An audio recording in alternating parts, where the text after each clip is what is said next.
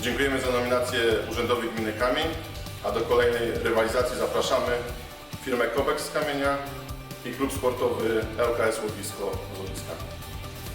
Działamy!